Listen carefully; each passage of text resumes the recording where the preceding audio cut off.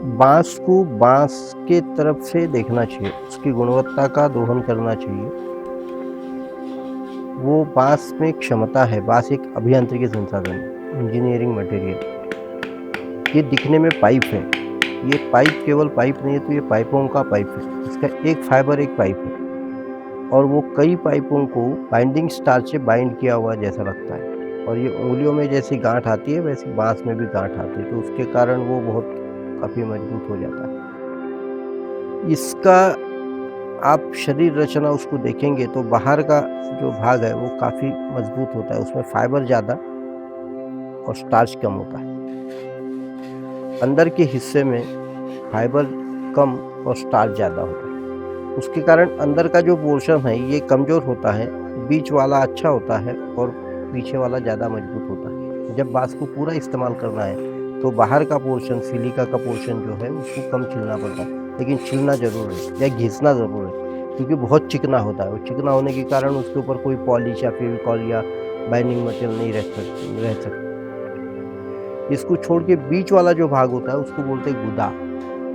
ये गुदा ही काम का होता है कारीगरी की इसलिए और वो गुदा पे पत्ती बनाएँगे, पट्टी बनाएँगे, उसकी सरिया बनाएँगे, रॉड बनाएँगे, उसके खिले बनाएँगे, ये सब काम वो गुदा से होता है। दूसरी बात एक है कि बाँस ये इसकी उत्पादन आयु ये 4 से 5 साल है। लोहे की उत्पादन आयु 5000 साल से ऊपर है और लकड़ी की उत्पादन आयु ये 25 साल है।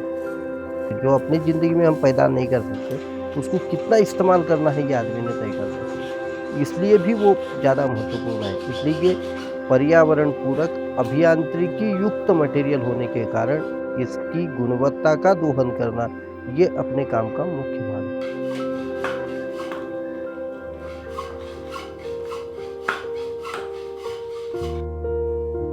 अन्य प्रांतों में रह के लोग ये कहते थे कि ये बाहर का आदमी है, अन्य प्रांतों से आए। तो मुझे ये समझ में नहीं आया कि ये काम करना तो कैसे करना? तो यहाँ जब हमने निरुपा और हमने निर्णय लिया कि काम भी करना है, तो फिर ये तय हुआ कि दूर का क्षेत्र न रहते हुए अपने रहने वाले और परिसर के आसपास ही कुछ ग्रामीण हिस्सा देखा जाए। उसके कारण ये मेलघाट वैसे भी वनवासी आदिवासी क्षेत्र जिसको बोलते हैं वो था, इसलिए यहाँ रहना शुरू किया। लेकिन ये समझ में आया कि इनके लिए काम करने की आवश्यकता नहीं है, इनके साथ काम करने की ज़रूरत है।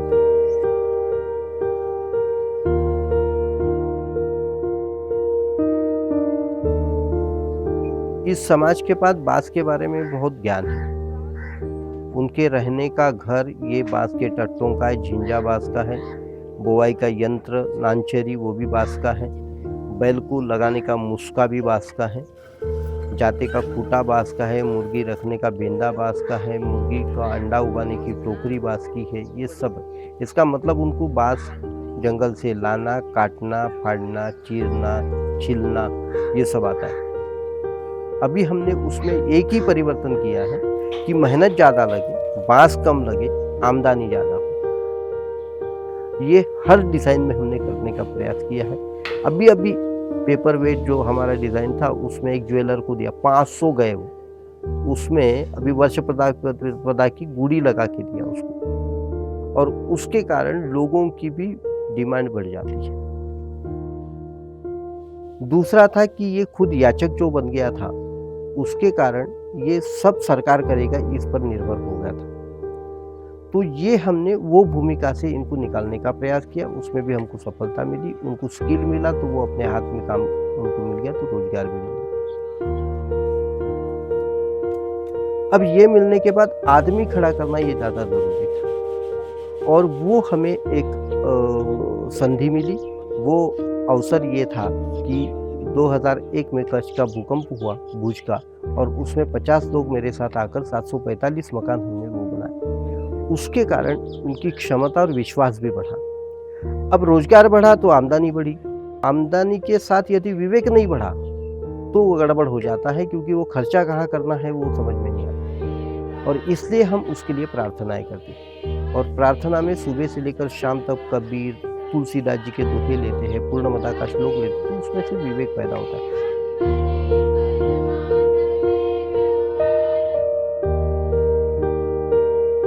इस समाज का नाम कोरकू है। कोरकू शब्द का अर्थ ही मानव होता है, मनुष्य होता है। इसलिए इंसानियत से इंसानियत को और पर्यावरण के साथ भी इंसानियत से पेश होना ये इनका ये होता है।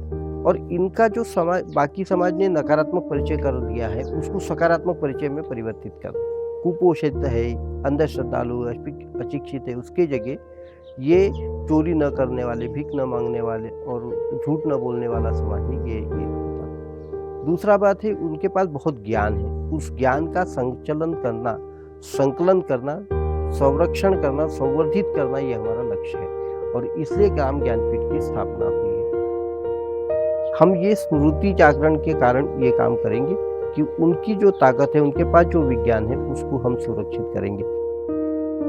उसमें 9 प्रकार के गुरुकुल होंगे जिसमें 7 टेक्नोलॉजी होगी। उसमें सब बांस, कपड़ा, चमड़ा, लोहा, पत्थर, मिट्टी ये सब टेक्नोलॉजी होगी और उसके साथ एक लोक कला और एक कृषि, इस प्रकार के गुरुकुल होंगे।